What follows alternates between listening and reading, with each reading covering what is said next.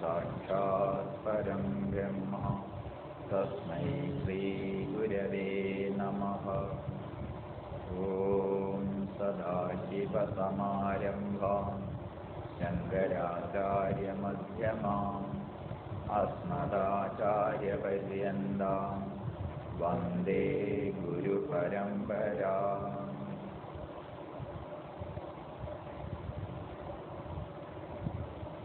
നാരദ സൂക്തത്തിൽ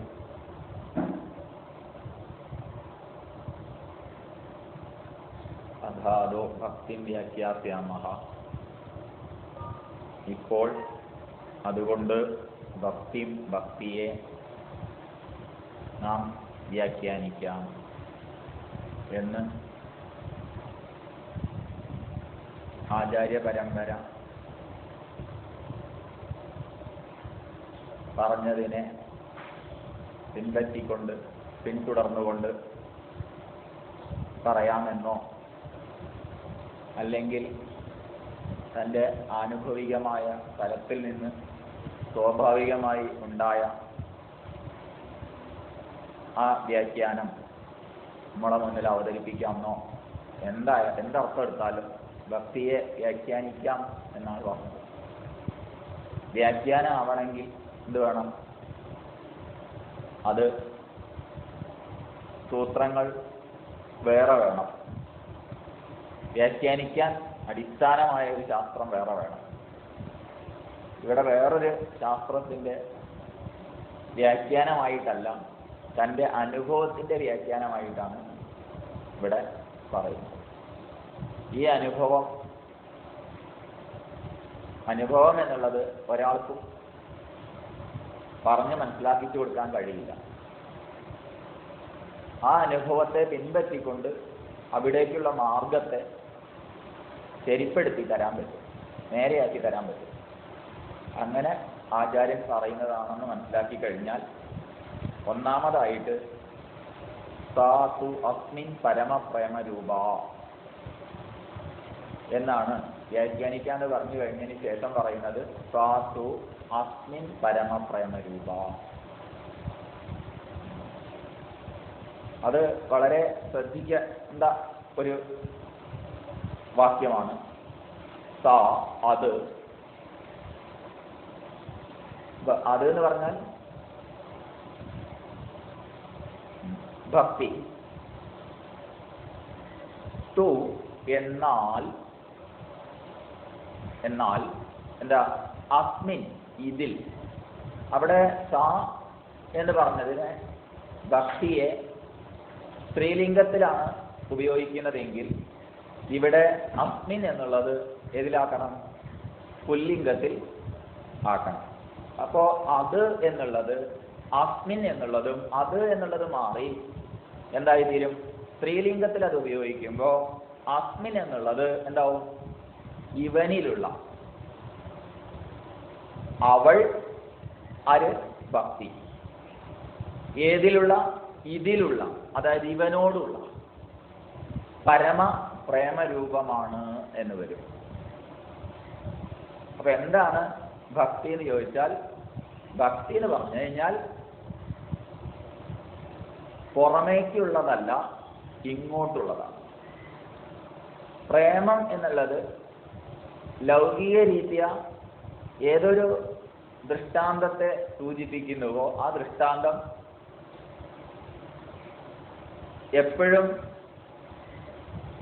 നമ്മൾക്ക് അതിനുപരിയുള്ളതിനെ മനസ്സിലാക്കിച്ചു തരാനായിരിക്കും. അവിടെ പ്രേമരൂപം എന്നുള്ളത് കൊണ്ട്, പ്രേമം എന്ന് പറഞ്ഞത് കൊണ്ട് തന്നെ ലൗകികമായ എന്തിനോടെങ്കിലും ഉള്ള ഒരു അറ്റാച്ച്മെന്റ് ആണ് എന്ന് നമ്മൾ ധരിക്കുന്നതിനൊപ്പം തന്നെ പരമശബ്ദം കൊണ്ട് അതിനെ നിഷേധിക്കുകയും ചെയ്യുന്നു. ലൗകിക രീതിയ വേണം ലൗകികരോട് പറയാൻ. ലോകത്ത് ജീവിക്കുന്നവരോട് ലോകരീത്യ വേണം ഇറങ്ങി വന്നിട്ടാണ് ആചാര്യൻ ഉപദേശിക്കുന്നത്. ഉപദേശിക്കുന്ന ആചാര്യൻ ലോകദൃഷ്ടിയിലല്ല, അനുഭവതലം അതല്ല, ലോകദൃഷ്ടിയിലുള്ളതല്ല, ലോകം നോക്കിക്കാണുന്നതല്ല ആചാര്യൻ. ആചാര്യ പരമ്പരയെ പിൻപറ്റി അവരുടെ പാതയെ പിന്തുടർന്ന് നാം വ്യാഖ്യാനിക്കാം എന്ന് പറഞ്ഞതിന് ശേഷം ഭക്തി എന്നുള്ളത് പറയുമ്പോൾ അത് ലൗകിക രീതിയാ പറയുമ്പോൾ എന്താണ്, നമ്മുടെ തലത്തിലേക്ക് അഥവാ അതിലും താഴേക്ക് നമ്മെ കൈപിടിച്ചുയർത്താൻ വേണ്ടി ആചാര്യൻ ഇറങ്ങി വന്നു എന്ന് വേണം മനസ്സിലാക്കാൻ. എല്ലാ മേഖലയിലും ഇങ്ങനെ തന്നെയാണ്. അപ്പൊ അവതാരം എന്നൊക്കെ പറയുന്ന സമയത്ത് നമ്മൾ വിചാരിക്കുന്നത്, അവതാരം എന്ന് പറയുമ്പോൾ എന്താ, കൃഷ്ണൻ അവതാരമാണെന്ന് പറയുമ്പോൾ എന്താ വിചാരിക്കുക, നമ്മളെന്നും അവതാരത്തെ നമിച്ച് പൂജിച്ച് നിൽക്കണം. അവതാരം എവിടുന്ന, അത് മോളെന്ന് പൊട്ടി വീണതാണ്. അതിനെന്തോ ഒരു പ്രത്യേകത ഒട്ടിക്കുകയാണ്. നിങ്ങൾക്കൊക്കെ കഴിയുള്ളൂ കേട്ടോ, നമുക്കൊന്നും അത് കഴിയില്ല, അങ്ങനെ പറയില്ലേ നമ്മൾ ആരെങ്കിലും കണ്ടാലും അല്ലേ? നമ്മൾ മഹാത്മാക്കളെ പുകഴ്ത്താൻ നമ്മൾ ഒട്ടും പിന്നിലൊന്നും അല്ല. നമസ്കരിക്കാൻ വന്ദിക്കാൻ ഒന്നും വേണ്ടെന്ന് പറഞ്ഞില്ല, സമ്പ്രദായമൊക്കെ നല്ലതാണ്. പക്ഷേ പലപ്പോഴും അതിൽ മാത്രം ഒതുങ്ങി അവരുടെ പാതയെ പിന്തുടരാൻ പലപ്പോഴും എന്താവുന്നു, നമ്മൾ തയ്യാറാവില്ല. സന്യാസിമാരായാലും ശരി അല്ലേ, നല്ലതാട്ടോ, സന്യാസിമാരെയൊക്കെ കാണുമ്പോഴേക്കും വളരെ വണങ്ങും വന്ദിക്കും. പക്ഷെ തൻ്റെ മകനോ മകളോ മറ്റോ സന്യസിക്കാൻ പോയാലോ ഇങ്ങനെ ഉണ്ടാവും, ഇഷ്ടപ്പെടുവോ?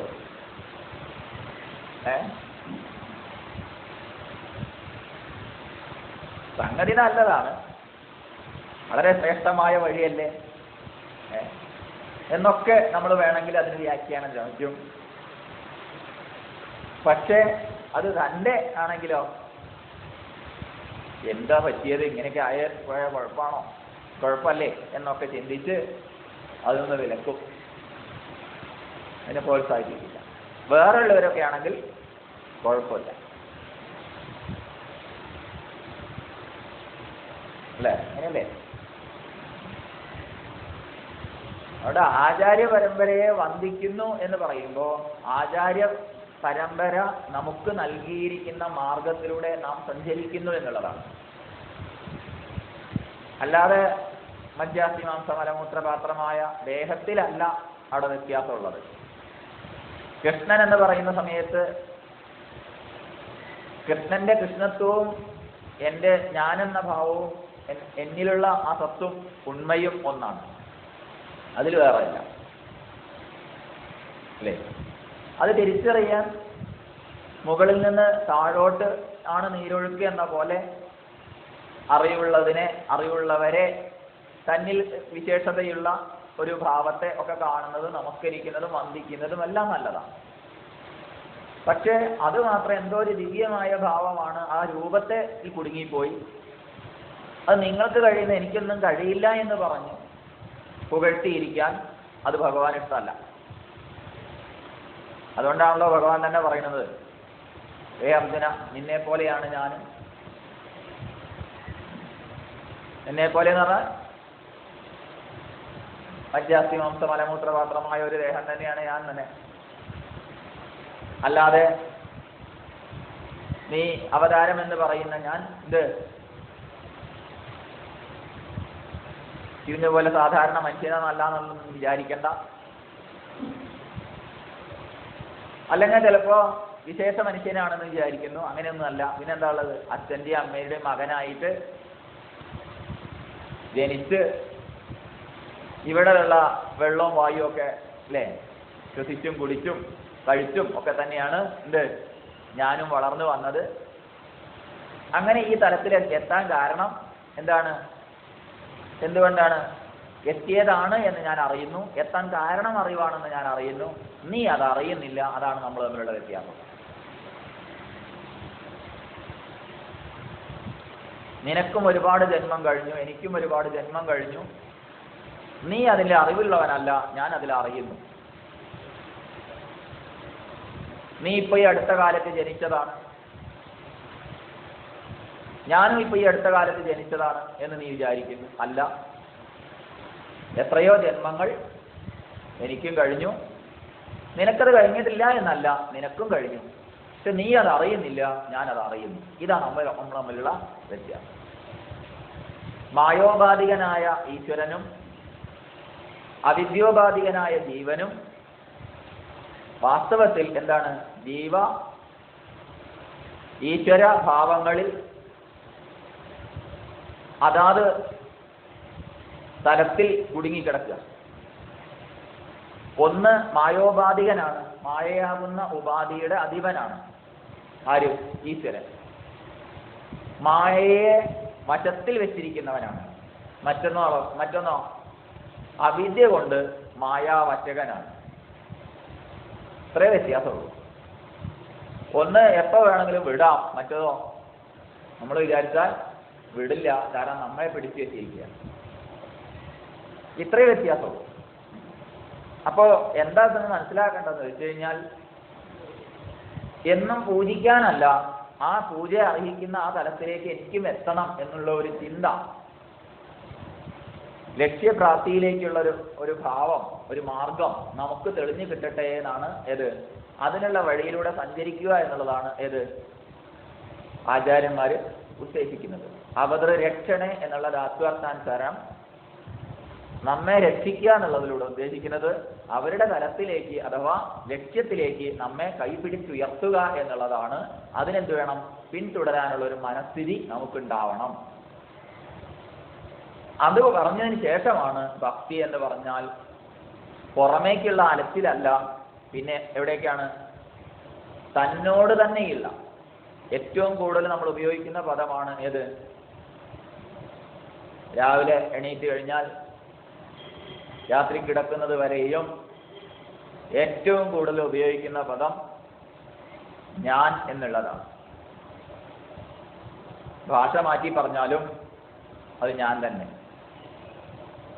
ഇംഗ്ലീഷിലായാലും അല്ലേ, മലയാളത്തിലായാലും സംസ്കൃതത്തിലായാലും അഹം എന്ന് പറഞ്ഞാലും ഐ എന്ന് പറഞ്ഞാലും അല്ലേ, ഞാൻ എന്ന് പറഞ്ഞാലും ഒക്കെ ഞാൻ തന്നെ.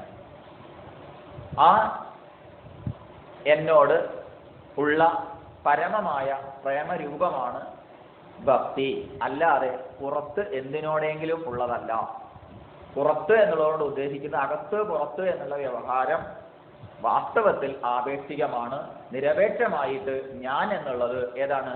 എല്ലാറ്റിലും അനസ്യൂതമായി നിലകൊള്ളുന്ന, അകത്തെന്നോ പുറത്തെന്നോ വ്യവഹരിക്കാനാവാത്ത യാതൊരു അടിസ്ഥാന സദ്വസ്തുവിനെയാണോ, ഉണ്മയെയാണോ ഞാനെന്ന് പറയുന്നത്, ആ അറിവിൽ അമർന്നിരുന്നു കൊണ്ട് ആചാര്യന്റെ ഉപദേശമാണ് ആ അഹം ബ്രഹ്മാസ്മി, ഞാൻ ബ്രഹ്മമാണ് എന്നുള്ളത്. ലക്ഷ്യാർത്ഥത്തിൽ അതാണെങ്കിലും അവിടേക്ക് നമ്മെ എത്തിക്കുന്നത് യാതൊന്നോ അതാണ് ഭക്തി. അല്ലാതെ അതിൽ നിന്ന് വിഭിന്നമായിട്ട് നാനാത്വത്തെ ഏകത്വത്തിലേക്ക് എത്തിക്കുന്നത്, ഏകമായ എന്നെ നാനാത്വത്തിലേക്ക് അലയാൻ വിടുകയല്ല ചെയ്യുന്നത്. പിന്നെന്താ ചെയ്യുന്നത്? നാനാത്വത്തിൽ നിന്ന് ഏകത്വത്തിലേക്കുള്ള ആ വഴി. അതെന്താ? എന്തിനാ അങ്ങനെ പറയണത്? സർവ ആഭരണ വൈവിധ്യങ്ങളും സ്വർണത്തിൽ അന്തർലീനമാണ്. ആൽ വിത്തിലുണ്ട്, ഇല്ലാത്തതൊന്നുമില്ല. അങ്ങനെ അതിസൂക്ഷ്മമായ തലത്തിലേക്ക് നമ്മളിലേക്ക് ഞാൻ എന്നുള്ളത് വ്യവഹരിക്കുമ്പോൾ ഏതൊക്കെ ഞാൻ എന്ന് പറയുന്നത് ഈ ശരീരസംഘാതമാണ്. കാര്യകരണം എന്ന് ഉപനിഷത്ത് പറയുന്ന കാര്യം ശരീരം, കരണം എന്ന് പറയുന്നത് അന്ധകരണങ്ങളും ബാഹ്യകരണങ്ങളും, ഇതൊക്കെ കൂടിച്ചേർന്ന ഒരു സംഘാതത്തെ ആണ് ഞാനെന്ന് ധരിച്ചിരിക്കുന്നത്. അത് ധരിച്ചിരിക്കുന്ന കാലത്തോളം അതിൻ്റെ തൃപ്തിക്ക് കാരണമായതേതോ അതിനെയൊക്കെ ഞാൻ ഭക്തി എന്ന് തെറ്റിദ്ധരിച്ചേക്കാം. ഭക്ഷണം കിട്ടിയാൽ അല്ലേ, ഏതിനോടാ പരമപ്രേമം? ഏതിനോടാ പ്രേമം? വിശക്കുന്ന സമയത്ത് ഭക്ഷണത്തിനോട്. കണ്ണിന് പരമപ്രേമം കാഴ്ച തരുന്ന കാണപ്പെടുന്ന വസ്തുക്കളോട്, നിറത്തിനോട്, രൂപത്തിനോട്. അതിന്റെ പിന്നാലെ പരക്കം പായുന്ന കണ്ണ്. ഇത് സ്വാഭാവികതയാണ്. ഇന്ദ്രിയങ്ങള് വിഷയങ്ങളിലേക്ക് പരക്കം പായുക എന്നുള്ളത് അത് പ്രേമ വസ്തു ആയതുകൊണ്ടാണ്, പ്രേമിക്കാൻ കൊള്ളുമെന്നുള്ളത് കൊണ്ടാണ് അല്ലേ. കണ്ണ് വിഷയങ്ങളുടെ കാണുക എന്നുള്ള വിഷയങ്ങളുടെ പിന്നാലെ പോവുക എന്നുള്ളത് എന്തുകൊണ്ടാണ്? ഇത് കൊള്ളാമല്ലോ എന്നുള്ള തോന്നലിൽ നിന്നാണ്. ഇല്ലെങ്കിൽ ഉണ്ടാവില്ല. ഇത് കൊള്ളില്ലല്ലോ എന്ന് തോന്നിക്കഴിഞ്ഞാൽ പിന്നെ അവിടെ പ്രേമമില്ല, പിന്തിരിഞ്ഞു. പാൽപ്പായസം നല്ലതാണ് എന്ന് തോന്നി, അപ്പോഴേക്കെന്തായി? കിട്ടിയാൽ കൊള്ളാമല്ലോ എന്ന് തോന്നി. കിട്ടി മുന്നിൽ വിളമ്പി വെച്ചിട്ട് കുടിച്ചോളൂ എന്ന് പറഞ്ഞപ്പോഴാണ് എന്ത് അതിലൊരു വൈരാഗ്യ ദൃഷ്ടി കൊണ്ടുവന്നു. എന്ത് അങ്ങനെ കഴിച്ചോളൂ, പക്ഷെ അതിലൊരു പല്ലി വീട് ചത്തിട്ടുണ്ട്, എടുത്ത് കളഞ്ഞിട്ടുണ്ട്, ഇപ്പം അതിലില്ല അല്ലേ? ഇപ്പൊ അതിനോട് പ്രേമരൂപം ഉണ്ടോ? പ്രേമരൂപം തന്നെയല്ല, പിന്നെ എങ്ങനെയാ പ്രേമരൂപം? ഇതുപോലെ ഇന്ദ്രിയങ്ങളും ഇന്ദ്രിയ വിഷയങ്ങളുമായുള്ള സന്നികർഷത്തിൽ നിന്ന് ഇത് കൊള്ളാമല്ലോ എന്ന് തോന്നി അതത് വിഷയങ്ങളിലേക്ക് അതത് ഉപാധികൾ പരക്കം പായുന്നു. അതിനെ അനുധാവനം ചെയ്യുന്ന മനസ്സ്, അതിനെ നിയന്ത്രിക്കാൻ പെടാപ്പാടുപെടുന്ന ബുദ്ധി. എന്തിനു വേണ്ടിയാ ബുദ്ധി പ്രവർത്തിക്കുന്നത്? വിശേഷ ബുദ്ധിയുള്ളവനാണ് മനുഷ്യനെന്നൊക്കെ പറയുമെങ്കിലും ആ വിശേഷ ബുദ്ധി എന്തിനായി ഉപയോഗിക്കുന്നു? വിശേഷമായ കാര്യത്തിനല്ലാതെ എന്ത് ചെയ്യുന്നു? വിഷയങ്ങളുടെ പിന്നാലെ പരക്കം പായാനുള്ള ആ മനസ്സുകൊണ്ട് എന്ത് ചെയ്യുന്നു? ഇന്ദ്രിയങ്ങളുടെ പിന്നാലെ പരക്കം പായാൻ വേണ്ടി, ഓടാൻ വേണ്ടി അനുവദിക്കുക. ഉപനിഷത്ത് കേൾക്കും, എല്ലാം കേൾക്കും നമ്മൾ. പക്ഷെ എന്തുണ്ട്? ഈ പ്രേമരൂപം എന്നോട് ഇല്ലാത്തത് കൊണ്ട് ഇതര വസ്തുക്കളോട് ഉണ്ട് എന്നുള്ളത് സത്യവുമാണ്. അതുള്ള കാലത്തോളം ഏകാഗ്രത ഉണ്ടാവുന്നില്ല. അതുകൊണ്ട് തന്നിൽ താനായി വർത്തിക്കുന്ന ആ പരമപ്രേമരൂപമായിരിക്കുന്ന തൻ്റെ ഉണ്മയോട്, തന്നിൽ താനായി വർത്തിക്കുന്ന ആ ഉണ്മയോട്, അസ്തിത്വത്തോട് പ്രേമമില്ലാതെ പോകുന്നു. പിന്നെ എന്തിനാ? പ്രേമിക്കാൻ കൊള്ളാത്തതിനെ പ്രേമിക്കാൻ പോകുന്നു, സ്നേഹിക്കാൻ കൊള്ളാത്തതിനെ സ്നേഹിക്കാൻ കൊള്ളുന്നു. അതിന്റെ ഫലം എന്താണ്? ദുഃഖമാണ്. ഇന്ദ്രിയങ്ങളെ ഇന്ദ്രിയ വിഷയങ്ങളിലേക്ക് എത്രത്തോളം വ്യാപരിക്കുന്നുവോ അത്രത്തോളം എന്തുണ്ടാവും? കാലാന്തരത്തിൽ അത് ദുഃഖത്തിന് കാരണമായി തീരും. എന്നാ സന്യസിക്കാം, ഇന്ദ്രിയങ്ങളെയൊക്കെ പിന്തിരിച്ച് ആത്മാന്വേഷണത്തിലേക്ക് പോവാം. അതൊക്കെ കഴിഞ്ഞതിന് ശേഷം ഇന്ദ്രിയങ്ങൾ ഇന്ദ്രിയ വിഷയങ്ങളിലേക്ക് പരക്കം പായുന്നു പോയിട്ട് അവസാനം ആതുരനായിട്ട് ഇനി ഒരു വഴിയില്ല എന്ന് മനസ്സിലാക്കിയിട്ട് അവസാനം സന്യസിച്ചിട്ടും എന്തായി? പിന്നെന്താവും? സന്യസിച്ച് കളയാം അല്ലേ? അത് കളയലാവും. അപ്പൊ അതും വേണ്ടാന്നാണോ പറയണത്? അങ്ങനെയല്ല. എവിടെയാണോ പരമപ്രേമരൂപം ഉള്ളത് അവിടെ എന്തുണ്ടാവും? ഇന്ദ്രിയങ്ങളും ഇന്ദ്രിയ വിഷയങ്ങളുമായിട്ടുള്ള പരക്കം പാച്ചിലിന് കുറവുകൾ സംഭവിക്കും. ഇതല്ല എന്ന് മനസ്സിലായി അതിനെ പിന്തിരിപ്പിക്കാൻ ശ്രമിക്കും. ഉപഭോഗ തൃഷ്ണ കുറഞ്ഞു കൊണ്ടുവരും. രണ്ടും കൂടി ഒന്നിച്ചുണ്ടാവില്ല. ഒരാൾക്ക് വിവേകമുണ്ട്, അവിടെ വികാരവും ഒന്നിച്ചിരിക്കില്ല. അതുകൊണ്ട് എവിടെയാണോ ഇന്ദ്രിയങ്ങൾ ഇന്ദ്രിയ വിഷയങ്ങളിലേക്ക് കൂടുതൽ പരക്കം പായുന്നത്, അപ്പോ എനിക്ക് എന്നോട്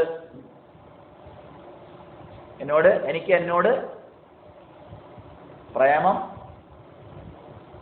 ഇല്ല എന്ന് മനസ്സിലാക്കണം. അതുകൊണ്ട് കൂടുതൽ ഉണ്ടാവാൻ പരിശ്രമിക്കണം. ചെടി വളരുന്നുണ്ടോയെന്നറിയാൻ എന്നും വെള്ളമൊഴിച്ചു കൊടുക്കുകയും അത് പിഴുത് നോക്കുകയും ചെയ്യുന്നത് പോലെ അല്ല നമ്മളെ ഉയർച്ചയെ, നമ്മുടെ വളർച്ചയെ നമ്മൾ നോക്കേണ്ടത്. നമ്മളൊരു ഭക്തനാണോ നോക്കേണ്ടത്? അല്ലേ? എത്ര പ്രാവശ്യം അമ്പലത്തിൽ പോകുന്നുണ്ട്? എത്ര കാലം പോയി? എത്ര തീർത്ഥയാത്ര ചെയ്തു?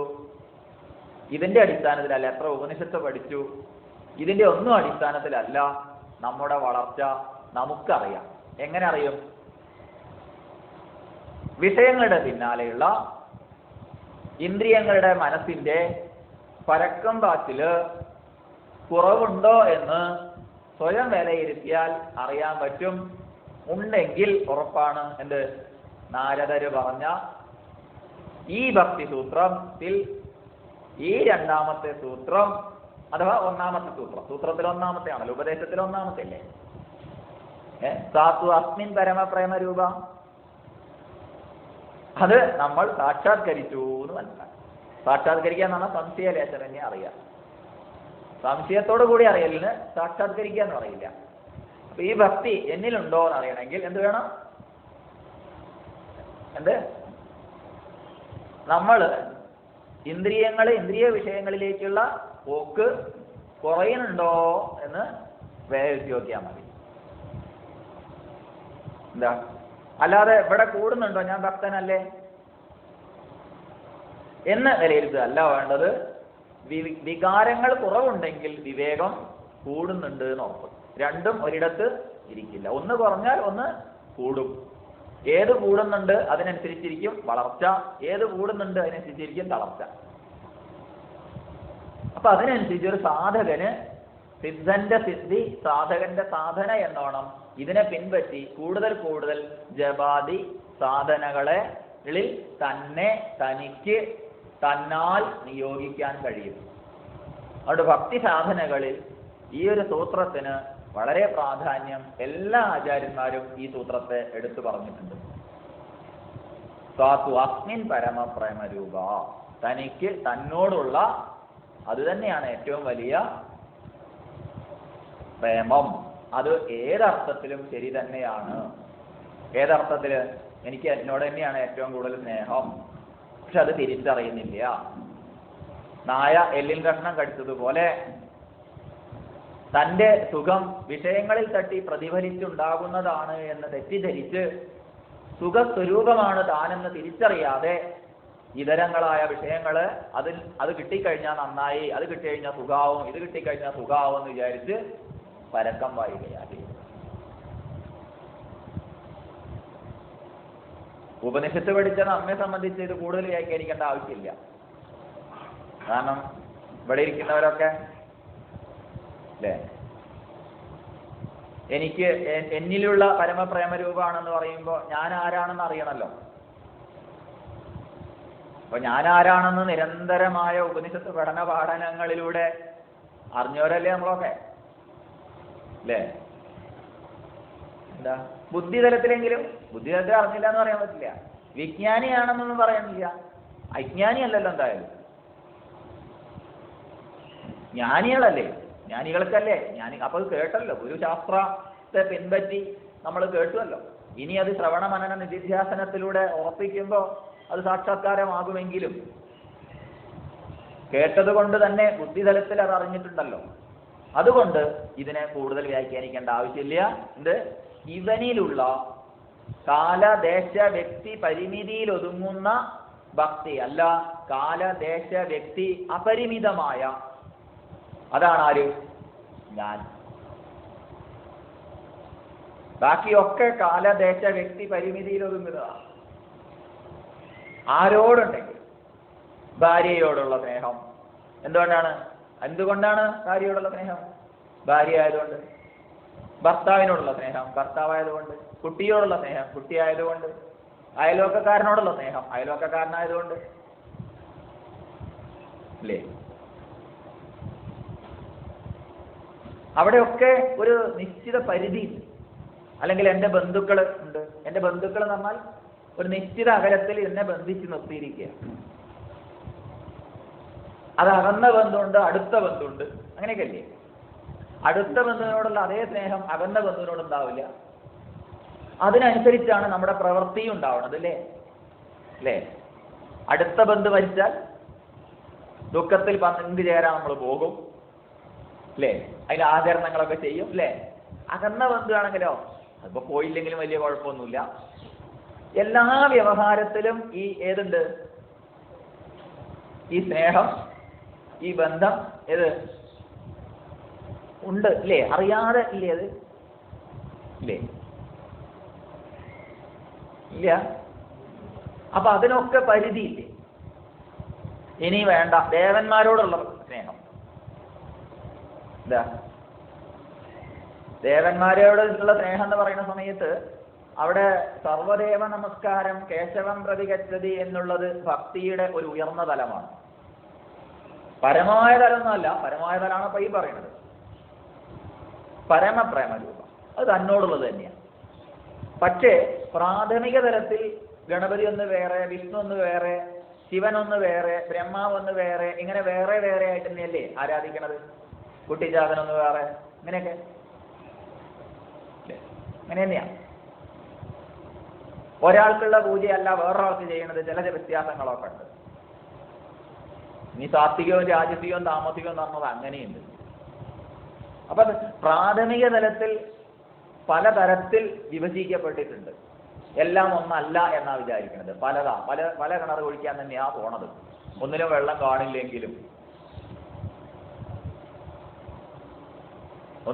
കാണില്ലെങ്കിലും പലതിലേക്ക് പോകുന്നു. ക്രമേണ ഉയർന്ന് എന്ത് ചെയ്തു?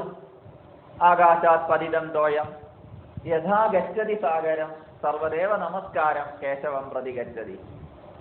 ആകാശത്ത് നിന്ന് മഴ പെയ്യുന്നത് പോലെ, അതെല്ലാം ഒരു സാഗരത്തിൽ ചെന്ന് വീഴുന്നത് പോലെ സാഗരം പ്രതി ഗച്ഛതി സർവദേവ നമസ്കാരം കേശവം പ്രതി ഗച്ഛതി. ഒരു കേശവനിൽ തന്നെയാണ് എത്തുന്നത് എന്നുള്ളത് ഭക്തിയുടെ ഒരു ഉയർന്ന തലമാണ്, അല്ലേ? ആണ്. അപ്പോൾ ദേവതാവിഷയമായ സ്നേഹവും ഈശ്വരോന്മുഖമായ സ്നേഹത്തിന്റെ പേരാണ് ഭക്തി. വിഷയങ്ങൾക്ക്, വിഷയങ്ങളിലേക്ക് കാണിക്കുന്ന പ്രേമം, സ്നേഹം, അത് നമ്മൾ സ്നേഹം എന്നൊക്കെ പറയും.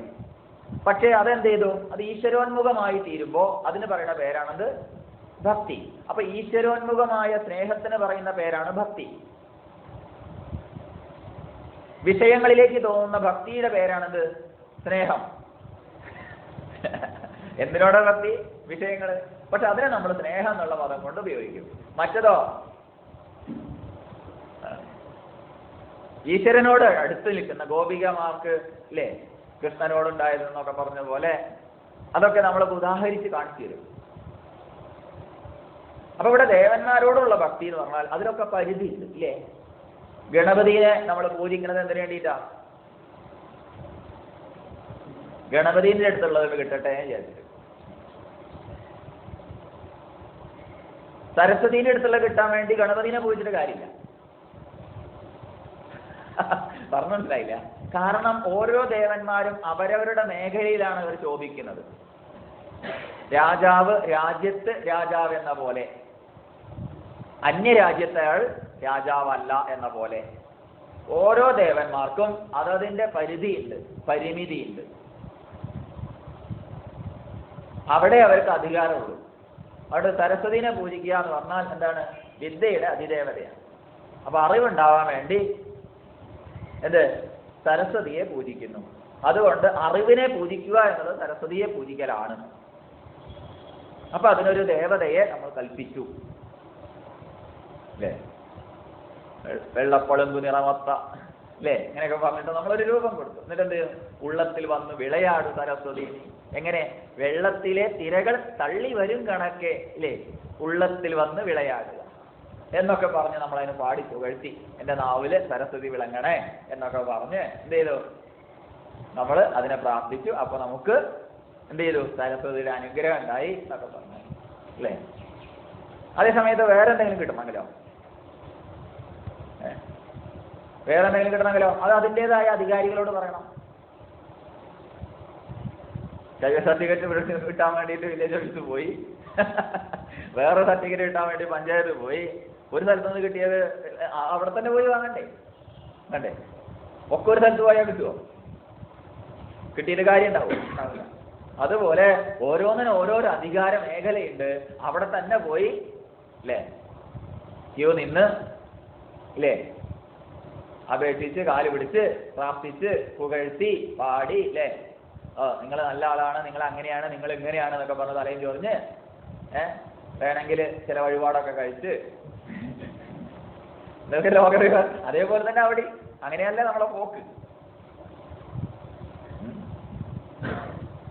പത്രം പുഷ്പം ഫലം തോയം, അതിൻ്റെ ഉള്ളിൽ കൂടെ വേറി, മറ്റേ വേറെ തിരിച്ച് മേശപ്പുറത്ത് മേശേൻ്റെ അടിയിൽ കൂടെ ആയിരിക്കും, അല്ല അങ്ങനെയുണ്ടോ? അല്ലെങ്കിൽ വലിച്ചിൽ വെച്ച് കൊടുക്കലാവും, അങ്ങനെയൊക്കെ ആവും. അല്ലെങ്കിൽ പ്യൂണിൻ്റെ അടുത്ത് കൊടുക്കലാവും, എങ്ങനെയൊക്കെ ആവും.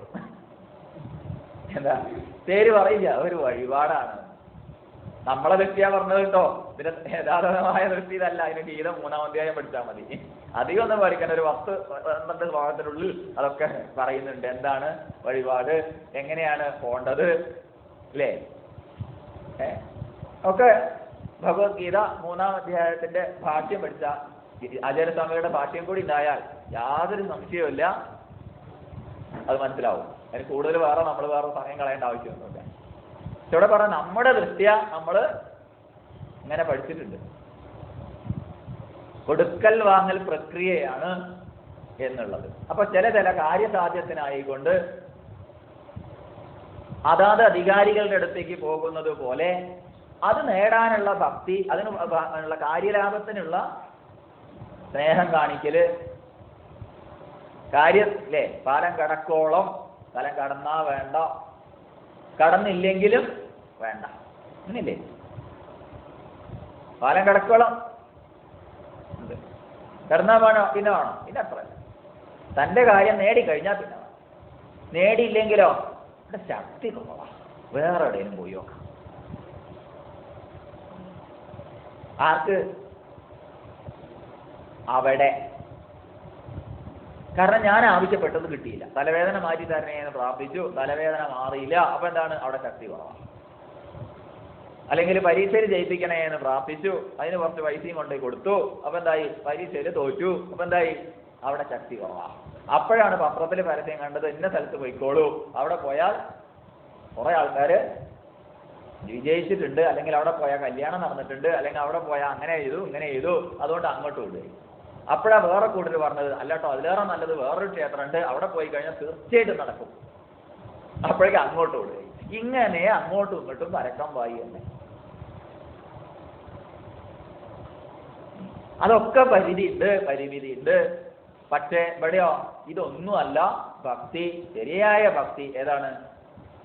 ഏറ്റവും ശ്രേഷ്ഠമായ ഉത്കൃഷ്ടമായ ഭക്തിയാണ് ഇവിടെ പറഞ്ഞത്. അതാരാണ്? തന്നിൽ, തന്നോട്, തന്നാൽ ഉള്ളത് സ്നേഹം. സ്നേഹം എന്ന് പറഞ്ഞാൽ അർത്ഥം പിണ്ഡീകരണ ഹേതു എന്നാണ്. പിണ്ഡീകരണ ഹേതു, രണ്ടെണ്ണത്തെ കൂട്ടി യോജിപ്പിക്കുന്നത് ഏതോ അതാണ് സ്നേഹം.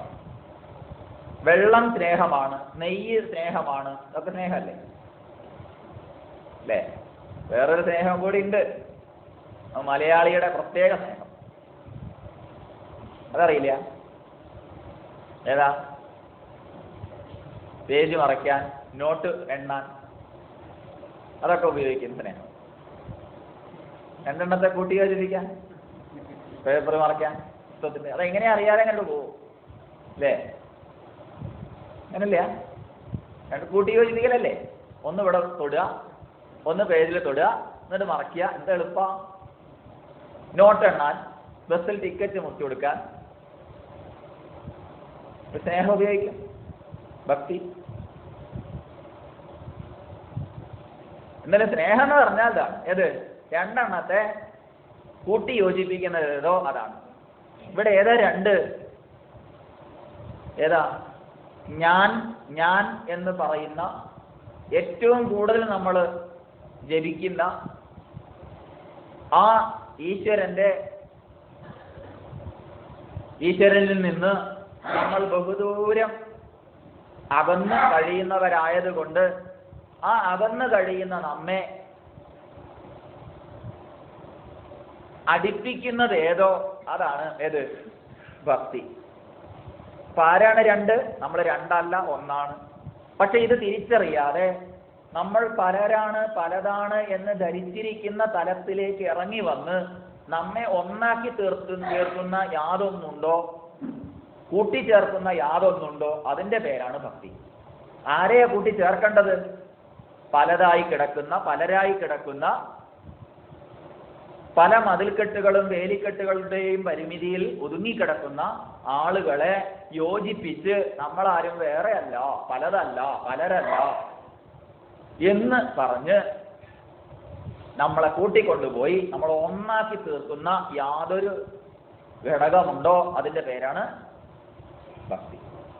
പറഞ്ഞറിയിക്കാൻ പറ്റുമോ? വാക്കുകൊണ്ട് പറഞ്ഞ് സമർത്ഥിക്കാൻ കഴിയാത്തൊരു പദമാണ്. എന്നാൽ അതിന് ഏകദേശ ഒരു ബോധകത്വം അതിലുണ്ട്. ഏതിൽ? നമ്മളെ കൂട്ടിച്ചേർക്കുന്നതാണല്ലോ നമ്മളിവിടെ നിരന്തരം ചർച്ച ചെയ്യണത്. പലതാക്കാനല്ലല്ലോ.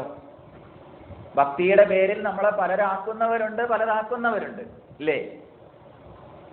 ഒരാചാര്യന്മാരും അതിനെ പ്രോത്സാഹിപ്പിച്ചിട്ടില്ല. തന്റെ സഹോദരനെ ആട്ടിയോടിക്കുന്നതല്ല ഭക്തി. പിന്നെന്താ? തന്റെ സഹോദരൻ വരുന്ന സമയത്ത് ആ സഹോദരനെ വരൂ വരൂ, ആവാഹനം, അർഘ്യം സമർപ്പയാമി, പാദ്യം സമർപ്പയാമി, ആസനം സമർപ്പയാമി. അതിനു മുമ്പ് ശത്രുവായി പ്രഖ്യാപിച്ചവനാണെങ്കിൽ പോലും അവനെ ആട്ടിയോടിക്കാനല്ല പറഞ്ഞത്. എന്താ?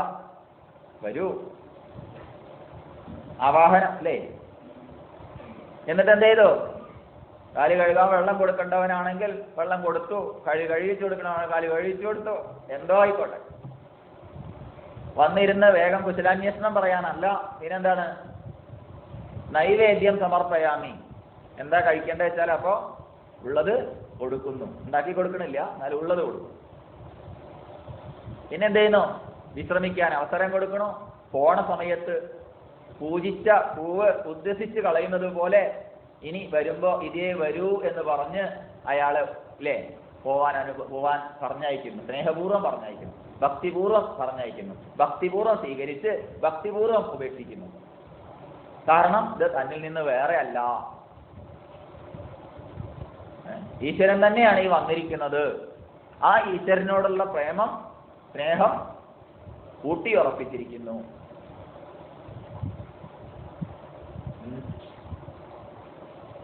അല്ല, ആരെങ്കിലും വിചാരിക്കുന്നുണ്ടോ ഇവിടെ ഭക്തി എന്ന് പറഞ്ഞാൽ ആചാര്യൻ പറഞ്ഞ ഭക്തി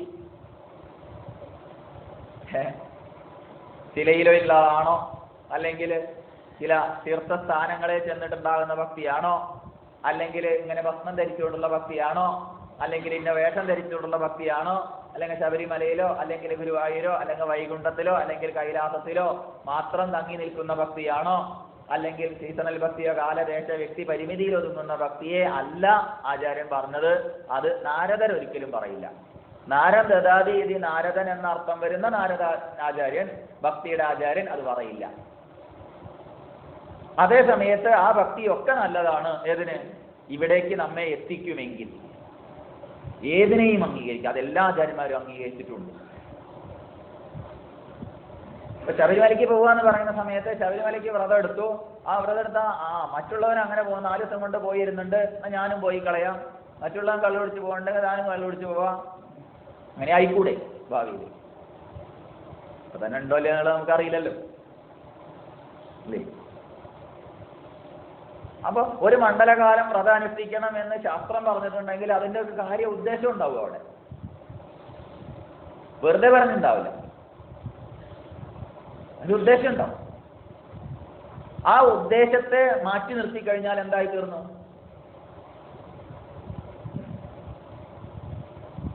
അപ്പൊ അതാവില്ല. അതുകൊണ്ട് ആചാര്യൻ ഉദ്ദേശിച്ച ലക്ഷ്യത്തിലേക്ക് നമ്മെ എത്തിക്കണമെങ്കിൽ, പരമപ്രേമരൂപമായിരിക്കുന്ന ഭക്തിയിലേക്ക് നമ്മെ എത്തിക്കാൻ വേണ്ടി ഒരു കോണിയിലെ വ്യത്യസ്ത പടികൾ എന്ന കണക്കെ കാലദേശ വ്യക്തി പരിമിതിയിൽ ഒതുങ്ങുന്ന ഭക്തിയെ അംഗീകരിക്കാം എന്ന് പറയുമ്പോൾ അത് അതിൻ്റെതായ വിധിവിധാനങ്ങളിൽ സാമ്പ്രദായികമായി നമ്മൾ കൊണ്ടുപോകണം. അങ്ങനെയാണെങ്കിൽ നമ്മൾ നിന്ദിക്കില്ല. പറഞ്ഞു മനസ്സിലായില്ല? വൃശ്ചികമാസം 1-ാം തീയതി മാലയിടുന്നു, ശബരിമലയ്ക്ക് പോകുന്നു എന്ന് പറഞ്ഞപ്പോൾ അതിനെ അടക്കി ആക്ഷേപിക്കുകയല്ല ചെയ്യുന്നത്. മറിച്ച് എന്താണ്? ഇട്ടാ പോരാ, ഇതിനെന്ത് വേണം? അതിന് ശേഷം ചെയ്യേണ്ടതും കൂടി ചെയ്യണം. സ്വാഭാവികമായി തന്നെ അയാൾ ആരാവും? അടുത്ത പടിയിലേക്ക് സ്വാഭാവികമായി തന്നെ ഉയരും, കയറും. അങ്ങനെ 18 തത്വസോപാനങ്ങളെ, ഏതാ 18 തത്വസോപാനങ്ങള്? 5 ജ്ഞാനേന്ദ്രിയങ്ങള്, 5 കർമ്മേന്ദ്രിയങ്ങള്, പിന്നെ ഏതാ? 5 പ്രാണൻ, അല്ലേ? പിന്നെയോ മനസ്സ്, ബുദ്ധി, കാരണ ശരീരവും ആകുന്ന 18 തത്വസോപാനങ്ങളെ യാതൊരു സംശയവും ഇല്ല വിധിവിധാന പ്രകാരം സീസണൽ ഭക്തി ആണെങ്കിലും അയാൾ ഉയരും, കുറച്ചു കാലം കൊണ്ടെങ്കിലും. കാലമൊക്കെ ചെയ്യുന്ന ആളുടെ യോഗ്യതയും അർഹതയും അനുസരിച്ചിരിക്കും. എന്നാൽ തീർത്തും അതിൽ നിന്ന് എത്രയോ ദൂരത്തേക്ക് തന്നെ കാറ്റിലകപ്പെട്ട കരിയില കണക്കെ കുറച്ചെങ്കിലും ഭക്തി ഉണ്ടെങ്കിൽ അതുകൂടി ഇല്ലാതാക്കുന്ന തലത്തിലേക്ക് അല്ലേ, മറ്റുള്ളവർ വരുന്നുണ്ടെങ്കിൽ അവരെയും കൂടി ഇല്ലാതാക്കുന്ന വിധത്തിലേക്ക് ആക്കുന്ന തരത്തിലുള്ള ഭക്തി ഒരിക്കലും നല്ലതല്ല. പറഞ്ഞില്ല, ഇത് 10 സോപാനങ്ങളെ അതിക്രമിക്കാനുള്ളതാണ് എന്നുള്ള തലത്തിലേക്ക് എത്തിക്കേണ്ട ഭക്തിയെ ഇടിച്ച് താഴ്ത്തി ഇല്ലേ, ഇതുകൊണ്ട് ഒരു പ്രയോജനമില്ല എന്നാളൊരാൾ പറയുക. അതൊക്കെ അക്കാലത്ത് ഒരു വേഷം മാറ്റലാണ്, മനുഷ്യനെ നല്ലതിലേക്ക് നയിക്കാൻ വേണ്ടിയിട്ട് ആചാര്യന്മാര് കണ്ട എന്തൊക്കെയോ വിദ്യകളാണ്.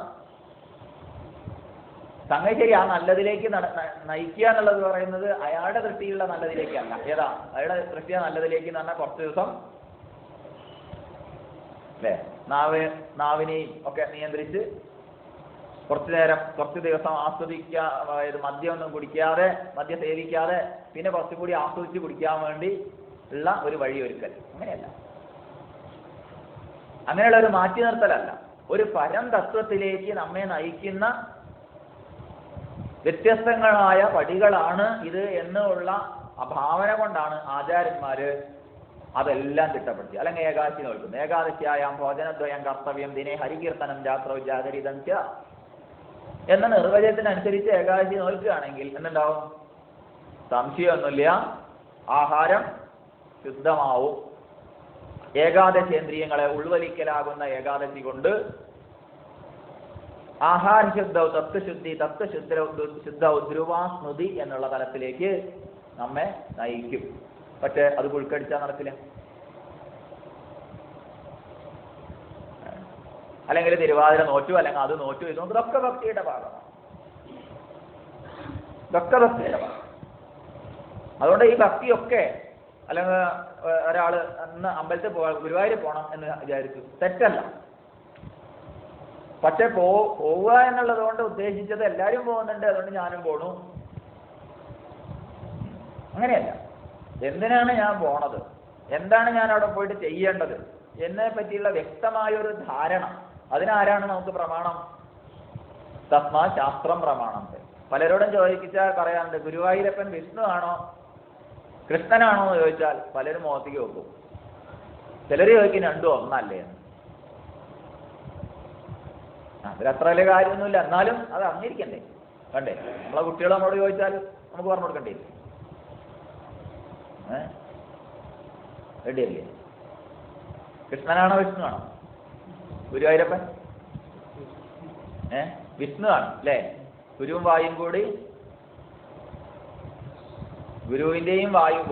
ഗുരുവും വായും കൂടി പ്രതിഷ്ഠിച്ച അപ്പനായതുകൊണ്ട്, നാഥനായതുകൊണ്ട്, ഈശ്വരനായതുകൊണ്ട് ദേവഗുരുവായ ബൃഹസ്പതിയും വായുവിന്റെ വായുമാർഗേണ വായുവിന്റെ സഹായത്തോടു കൂടി ശ്രീകൃഷ്ണൻ പൂജിച്ചിരുന്ന വിഗ്രഹത്തെ പ്രതിഷ്ഠിച്ചത് കൊണ്ട് വിഷ്ണുവാണ് എന്ന് നമുക്ക് ശാസ്ത്രസമ്മതിയോടുകൂടി പറയാം അല്ലേ? ഇങ്ങനെ ഓരോന്നിന്റെ പിന്നാലെ അയ്യപ്പൻ എന്ന് പറഞ്ഞാൽ എന്താണ്? അയ്യപ്പൻ ആരാ? അയ്യപ്പൻ ശ്രീധർമ്മശാസ്താവിന്റെ ഒരു ഭാവമാണ്. എപ്രകാരം വിഷ്ണുവിന്റെ ഭാവമാണോ കൃഷ്ണൻ എന്ന പോലെ ശ്രീധർമ്മശാസ്താവിന്റെ മറ്റൊരു ഭാവമാണ് ഏത്? അയ്യപ്പൻ. ശ്രീധർമ്മശാസ്താവ് മുമ്പേ ഉള്ളതാണ്. എന്താ? ശാസ്ത്രപൂജകളൊക്കെ മുമ്പുണ്ടായിരുന്നു. ശാസ്താവ് എന്നുള്ളത് പൂർണ്ണ പുഷ്കല എന്നീ 2 ഭാര്യമാരോടൊത്ത ആളുമാണ്. ഗൃഹസ്ഥാശ്രമിയായിട്ടും അതിന്റെ നൈഷ്ഠിക ബ്രഹ്മചര്യത്തിലുള്ള ഭാവമാണ് ഇവിടെ ശബരിമലയിലുള്ളത്. കുളത്തൂപ്പുഴയുള്ളത് ബാലരൂപത്തിലുള്ളതാണ്. ഇങ്ങനെ വ്യത്യസ്തങ്ങളായ ഭാവങ്ങൾ ശ്രീധർമ്മശാസ്താവിനുണ്ടായിരുന്നു. അതിൽ നൈഷ്ഠിക ബ്രഹ്മചര്യ രൂപത്തിലുള്ളതാണ് ഇവിടെ ശബരിമലയിലുള്ളത് എന്ന് പറഞ്ഞു കൊടുത്തിട്ട് പോകുമ്പോൾ ഒരു സുഖമുണ്ട് ഇല്ലേ? അപ്പോഴും പ്രശ്നമുണ്ട്. എന്ത്? ബ്രഹ്മചാരി സ്ത്രീയെ കാണാൻ പാടില്ലോ, അപ്പോഴേക്ക് പറ്റും. അതല്ലേ പറഞ്ഞത്, ഞങ്ങളും തന്നെയല്ലേ പറഞ്ഞത്. അയ്യപ്പൻ നൈഷ്ഠിക ബ്രഹ്മചാരിയാണ്, അവിടെ ബ്രഹ്മചാരിമാര് സ്ത്രീകളെ കാണാൻ പാടില്ല, അവിടെ സ്ത്രീകൾ പോകരുത്, ഇങ്ങനെയും ധരിച്ചൂടാ. സ്ത്രീ പുരുഷ വ്യത്യാസം ആര് കൽപ്പിക്കുന്നു അയാൾ ബ്രഹ്മചാരി അല്ല എന്ന് മനസ്സിലാക്കിയിട്ട് പോകണ കുഴപ്പമില്ല. ഒരാൾ ബ്രഹ്മചാരി ആണെങ്കിൽ അയാൾക്ക് സ്ത്രീ പുരുഷ വ്യത്യാസം ഉണ്ടാവില്ല. ഇത് സ്ത്രീയാണത് പുരുഷനാണെന്ന് വ്യത്യാസം കൽപ്പിക്കുന്നുണ്ട്, അതിനനുസരിച്ച് വ്യവഹാരങ്ങൾ അയാളിൽ ഉണ്ടെങ്കിൽ എന്നുണ്ട് അയാളോട്ട് ബ്രഹ്മചാരി അല്ലതാണ്. പറഞ്ഞ മനസ്സിലായില്ല? അപ്പോ ഇങ്ങനെ ശാസ്ത്ര പ്രമാണങ്ങൾക്ക് അനുസരിച്ച് നമ്മൾ പോവുകയാണെങ്കിൽ നമ്മുടെ ബുദ്ധി ആവില്ല പരം തലത്തിലേക്ക്, ഏത് പരം ഭക്തി തലത്തിലേക്ക് നമ്മെ ഉയർത്താനുള്ള ചില കോണിപ്പടികളാണിതെല്ലാം എന്ന് മനസ്സിലാക്കും.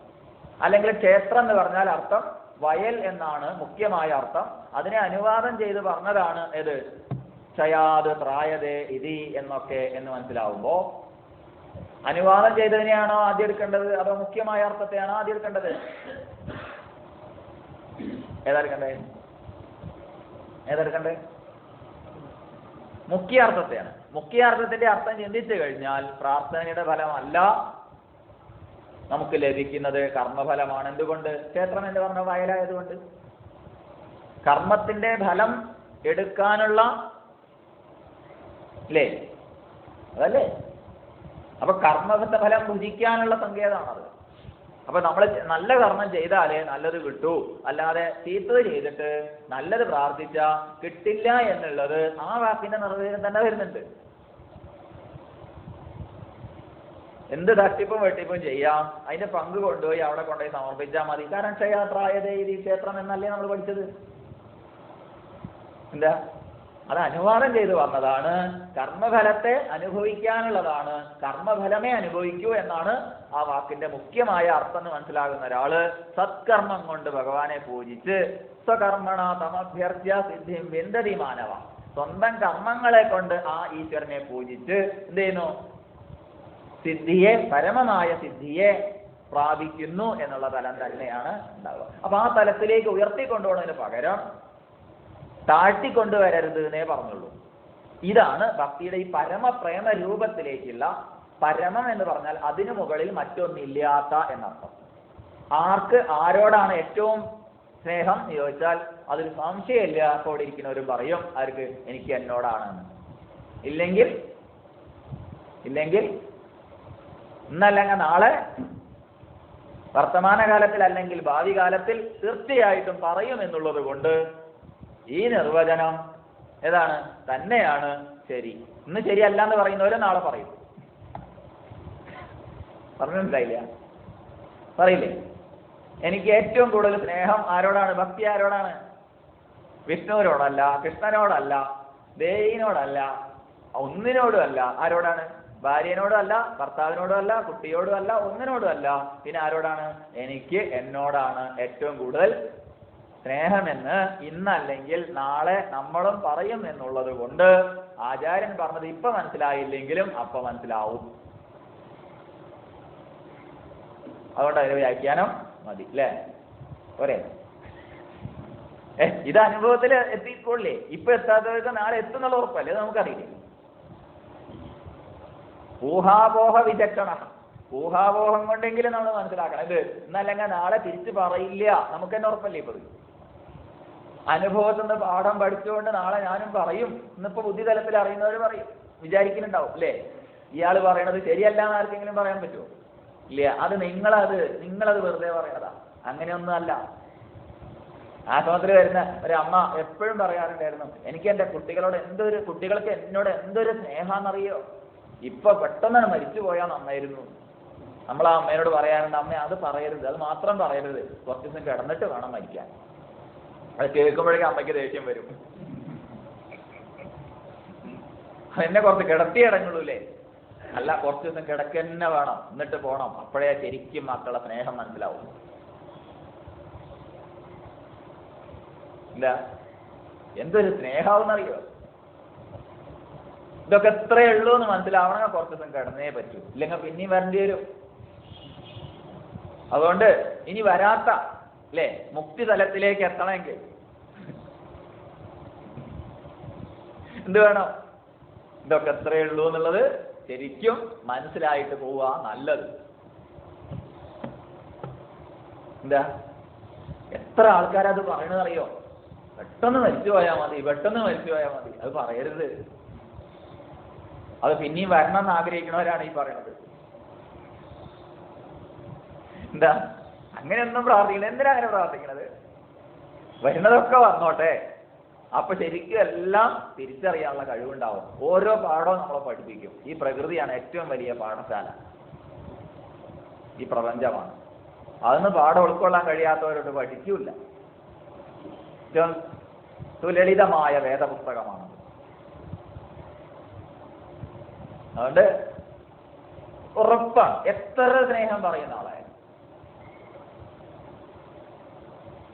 അപ്പൊ എന്തായാലും ബോധിക്കും, സ്വാതു അസ്മിൻ പരമപ്രേമരൂപ, എനിക്ക് എന്നോട് തന്നെയാണ് ഏറ്റവും സ്നേഹം.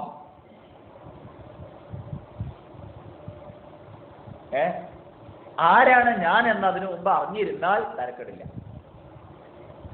അപ്പൊ ഇതെന്തായി? സാക്ഷാത്കാരത്തിലേക്ക് എത്തി. പിന്നെ ഒരിക്കലും വരേണ്ടി വരില്ല, മുക്തിയായി. അതുകൊണ്ട് ആദ്യം അറിയേണ്ടത് എന്താണ്? ഞാൻ ആരാന്നറിയണം. എനിക്ക് എന്നെ സ്നേഹിക്കണമെങ്കിൽ ഞാൻ ആരാണെന്ന് അറിയണം, ഞാൻ എവിടെയാണ് ഇരിക്കണതെന്ന് അറിയണം, എന്നെ തേടി ഒന്ന് പോകണം. അപ്പൊ എന്നെ തേടി പോകണമെങ്കിൽ ഞാൻ എവിടെയാണ് ഇരിക്കണമെന്ന് അറിയണമെങ്കിൽ എന്ത് വേണം? അതിന് ഇതര ശാസ്ത്രങ്ങളിലേക്കൊക്കെ പോകേണ്ടി വരും. വേണ്ടേ? ഞാൻ ആരാന്നറിയണമെങ്കിൽ ഞാൻ ഇന്ന് അതാണ് ഇതാണ് അങ്ങനെയുള്ളവനാണ് ഇങ്ങനെയുള്ളവനാണെന്നൊക്കെ വിചാരിച്ചിരിക്കുക. ഇതിൽ എന്നുള്ളതിന് ഇവനിലുള്ള ഇവളിലുള്ള എന്നൊക്കെ വേണമെങ്കിൽ പുല്ലിംഗത്തിലും സ്ത്രീലിംഗത്തിലും ഒക്കെ പറയാം. പക്ഷേ ഇവിടെ ഞാൻ എന്നുള്ളത് വാസ്തവത്തിൽ എന്താണ്? പുല്ലിംഗത്തിലോ സ്ത്രീലിംഗത്തിലോ ഒന്നുമല്ല, എല്ലാറ്റിലും ഞാൻ എന്നുള്ള അനസ്യൂതമായി അത് നിലകൊള്ളുകയാണ്. ആരാണ് ഞാൻ? അഹം ബ്രഹ്മാസ്മി. ബ്രഹ്മം എന്നുള്ളത് ത്തിന്റെ പുല്ലിംഗവാചകമാണ്. ഏത്? ബ്രഹ്മ എന്നുള്ളത്, അഥവാ ബ്രഹ്മാവ്. ബ്രഹ്മാവാണോ പെണ്ണോ എന്ന് ചോദിക്കണ്ടല്ലോ, പുല്ലിംഗവാചകല്ലേ അല്ലേ? അപ്പോ ആണും അല്ല പെണ്ണും അല്ല, ഇന്നതെന്ന് വ്യവഹരിക്കാൻ കഴിയാത്ത യാതൊരു തത്വമുണ്ടോ, ആ ഉണ്മയുണ്ടോ, അത് ഇന്നതെന്ന് വ്യവഹരിക്കാൻ സാധ്യമല്ല. എന്നിൽ ഞാനായി വർത്തിക്കുന്ന ചൈതന്യം ആണുമല്ല പെണ്ണുമല്ല, ഉപാധിഗതമല്ല, ഉപാധിക്ക് അനുസൃതമായി വ്യാഖ്യാനിക്കാൻ സാധ്യമല്ല. ആണായ ഒരാളും പെണ്ണായ ഒരാളും വലിയവനെന്നോ ചെറിയവനെന്നോ പട്ടിയെന്നോ പൂച്ചയെന്നോ മനുഷ്യനെന്നോ എന്ത് വ്യവഹരിച്ചാലും ചരാചരങ്ങൾ ഏതായാലും ശരി, അതിലൊക്കെ അനസ്യൂതമായി വിളങ്ങുന്ന ആ അഹം പ്രത്യയം ആണ്, ആ ഉണ്മയാണ്, അസ്തിത്വമാണ്. ആര്? അത് തന്നെയാണ് ഞാൻ. ഈ ഞാൻ തന്നെയാണ് എല്ലാറ്റിലും അതിൻ്റെ ഉണ്മയായി വിളങ്ങുന്നത്. സത്പ്രത്യയം ഇല്ലാത്തതായി യാതൊന്നും തന്നെ ഇല്ല എന്നുള്ള ഉപനിഷത്ത് തത്വത്തെ ആരറിയുന്നുവോ, അത് അറിഞ്ഞതിന് ശേഷം ഈ ഭക്തിശാസ്ത്രത്തെ പഠിച്ചാൽ എന്തായി? അവിടെ സംശയമില്ല. എന്തായി? എനിക്ക് എന്നോടുള്ള സ്നേഹമാണ് പരമപ്രേമം എന്നുള്ളത് മനസ്സിലാക്കുന്നതോടൊപ്പം ഞാൻ ആരാണ്? ബ്രഹ്മമാണ് എന്ന് ബുദ്ധിതലത്തിലെങ്കിലും അറിഞ്ഞ ഒരാൾക്ക് ആരോടാണ്? ഈശ്വരനോടുള്ള സ്നേഹമാണ് ഏറ്റവും വലിയ സ്നേഹം. അതിന്റെ പേരാണ് ഭക്തി എന്ന് അയാൾക്ക് അറിയും. ആ ഈശ്വരൻ പുറത്തല്ല, പിന്നെ എവിടെയാണ്? തന്നിൽ താനായി നിലകൊള്ളുന്ന ഉണ്മയാണ് എന്ന് പറഞ്ഞു. അല്ല മൂപ്പർവാലയാണെന്ന് മനസ്സിലാക്കരുത്. അങ്ങനെ മനസ്സിലാക്കിയ തലത്തിൽ ഇത് മനസ്സിലാവില്ല. ഗുരുവായൂരാണ്, വൈകുണ്ഠത്തിലാണ്, കൈലാസത്തിലാണെന്ന് മനസ്സിലാക്കിയാൽ ഇതുണ്ടാവില്ല. അതുകൊണ്ടാണ് പറഞ്ഞത് ഉപനിഷത്ത് അർത്ഥമായിരിക്കുന്ന അഹം ബ്രഹ്മാസ്മി എന്നുള്ള തലത്തെ ബുദ്ധിതലത്തിലെങ്കിലും അറിഞ്ഞ ഒരാളോട് ഈ നാരദീയ ഭക്തിസൂത്രങ്ങളെ കുറിച്ച് പഠിക്കുമ്പോൾ സാത്വ അസ്മിൻ പരമപ്രേമരൂപ എന്നുള്ളതിന്റെ നിർവചനം യാതൊരു സംശയവുമില്ല. ഏത്? ആ ഈശ്വരനിലേക്കുള്ള ആ എന്നുള്ളതോ ഈ എന്നുള്ളതോ ഒക്കെ കാലദേശ വ്യക്തി പരിമിതിയിൽ ഒതുങ്ങുന്ന ശബ്ദമാണ്. അതുകൊണ്ട് ആ എന്നോ ഈ എന്നോ വ്യവഹരിക്കാൻ പറ്റില്ല. പക്ഷേ എന്നാൽ ഏത്? തന്നിലുള്ള, എനിക്ക് എന്നോടുള്ള അത് ആ സ്നേഹമാണ് പരമമായ സ്നേഹം. അതിനെയാണ് ഇവിടെ ഭക്തി എന്ന് പറഞ്ഞത്. അത് പുറത്തുള്ളതല്ല, അത് ഉണ്മയോടാണ്, അസ്തിത്വത്തോടാണ്. ആ ഉണ്മയെ, ആ അസ്തിത്വത്തെ നിഷേധിക്കാൻ ഒരു നാവിനും കഴിയില്ല. സത്പ്രത്യയത്തെ നിഷേധിക്കാൻ ആർക്കും കഴിയില്ല. ഇല്ല എന്ന് പറയണമെങ്കിലും ഉണ്ടാവേണ്ടിയിരുന്നു. ഇല്ല എന്നുണ്ട് എന്ന് പറഞ്ഞാൽ അതിൽ ഉണ്ട്. ഉണ്ടില്ലാത്തത് ഒന്നുമില്ല. അതുകൊണ്ട് ഉണ്മയാണ് ഈശ്വരൻ, അസ്തിത്വമാണ് ഈശ്വരൻ. ആ ഉണ്മയെ നിഷേധിക്കാൻ കഴിയില്ല എന്നതുകൊണ്ട് അതിലേക്കുള്ളതാണ് ശരിയായ ഭക്തി. അപ്പൊ ഭക്തി എന്ന് പറഞ്ഞാൽ പരമപ്രേമ രൂപം എന്ന് പറഞ്ഞാൽ അതിൽ കവിഞ്ഞ ഒരു ഭക്തി ഇല്ല. ബാക്കിയുള്ള ഭക്തിയൊക്കെ പ്രഥമ പ്രതിമ പൂജ, ജപസ്തോത്രാദി മധ്യമ, ഉത്തമ മാനസി പൂജ, ഇതൊക്കെ ഇതിലേക്ക് എത്തിക്കുമെങ്കിൽ അതൊക്കെ നല്ലതാണ്. ഇതിലേക്ക് എത്തിക്കില്ല, അത് അലയാനാണ് കാരണമാവുന്നതെങ്കിൽ അതൊക്കെ വെറുതെയാണ്. തന്നിലുള്ള ദേവനിൽ വിശ്വാസം ഇല്ലാതെ, അതായത് ആത്മവിശ്വാസം ഇല്ലാത്തവൻ ഏതൊരു ദേവനിൽ വിശ്വസിച്ചാലും ആ ദേവന്മാരാരും തന്നെ രക്ഷിക്കാനൊട്ട് വരൂല്ല. പിന്നെന്താ വേണ്ടത്? വ്യക്തമല്ലോ. എന്താ തന്നിലുള്ള ദേവൻ? ആരാ തന്നിലുള്ള ദേവൻ? തന്നിൽ ഈ അഹം പ്രത്യയമായിട്ട് സത്പ്രത്യയമായി നിലകൊള്ളുന്ന ആ ഉണ്മയെ അറിയാതെ അനേക ആയിരക്കണക്കിന് ദേവന്മാരെ പൂജിക്കാൻ വേണ്ടി ഓടിയിട്ടും അവരൊന്നും നമ്മളെ രക്ഷിക്കാൻ വരില്ല. പിന്നെന്ത്? ഈ ആത്മവിശ്വാസം ഇല്ലാത്തവനെ രക്ഷിക്കാൻ ആർക്കും പറ്റില്ല. അതുകൊണ്ട് ആത്മവിശ്വാസം എന്ന് പറഞ്ഞാൽ ആത്മാ അഹം, ഞാൻ ആരാണ് എന്ന് ബുദ്ധിതലത്തിലെങ്കിലും അറിഞ്ഞവനെ ഏതുണ്ടാവുന്നുള്ളൂ. മറ്റുള്ള ആരാധനാ സമ്പ്രദായങ്ങളിലൂടെ ഒക്കെ ഈ മാർഗം ഗുണകരമായി തീരും. എന്താ അതുകൊണ്ട് അങ്ങനെ ആയി കഴിഞ്ഞാൽ പിന്നെ വളരെ പ്രധാനപ്പെട്ട ഒരു ഭാഗമാണ് ഏത്? മൂന്നാമത്തെ സൂത്രം. അതേതാ? അമൃത സ്വരൂപ. അമൃത സ്വരൂപം എന്ന് പറഞ്ഞാൽ എന്താ? ഇതിനെ വേറെ തിരിച്ചു വയ്ക്കാൻ പറ്റില്ല. ഇത് ശരിക്കും മനസ്സിലായി കഴിഞ്ഞാല് ഏത് അടുത്തത് മനസ്സിലാവും. പരസ്പരം ഘടിക്കുന്നതാ. ഘടിക്കാത്തതായിട്ട് ഒരു സൂത്രവും നാരദര് പറഞ്ഞിട്ടില്ല. അതുകൊണ്ട് അമൃത സ്വരൂപം എന്ന് പറഞ്ഞാൽ, അമൃതം എന്ന് പറഞ്ഞാൽ മരണധർമ്മത്തിനുപരി നമ്മെ എത്തിക്കുന്നത് ഏതോ അതാണ് അമൃതം. മരണധർമ്മത്തിനുപരി നമ്മെ എത്തിക്കുന്നത്, നാശമില്ലാത്തത്. അപ്പൊ എന്താണ് നാശമില്ലാത്തത്? അത് എങ്ങനെയാണ്? അത് അടുത്ത പ്രാവശ്യം.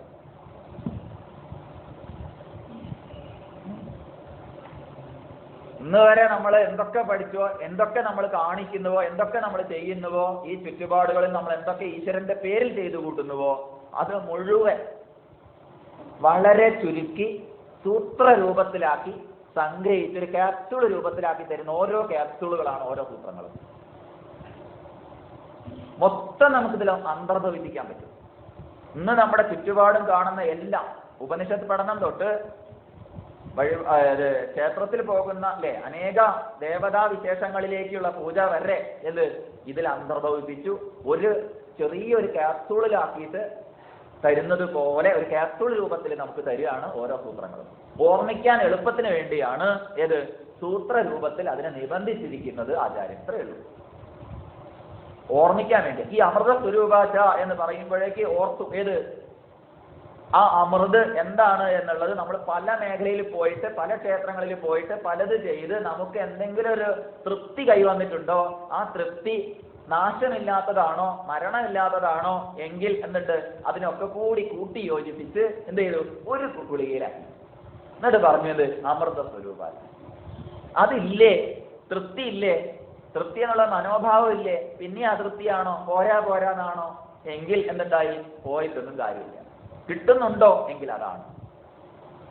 കിട്ടുന്നില്ലേ, എന്ത് പേരിട്ട് വിളിച്ചാലും അതല്ല. അതുകൊണ്ട് അമൃത സ്വരൂപാച എന്നുള്ള ആ അമൃതതുല്യമായിരിക്കുന്ന ആ മന്ത്രത്തെ, ആ മന്ത്രഭാവത്തോടൊത്ത ആ സൂത്രത്തെ നമുക്ക് അടുത്ത പ്രാവശ്യം ചിന്തിക്കാം. ഓം ഗുരുർബ്രഹ്മ ഗുരുർവിഷ്ണു ഗുരുർദേവോ മഹേശ്വരഃ ഗുരു സാക്ഷാത് പരം ബ്രഹ്മ തസ്മൈ ശ്രീ ഗുരവേ നമഃ.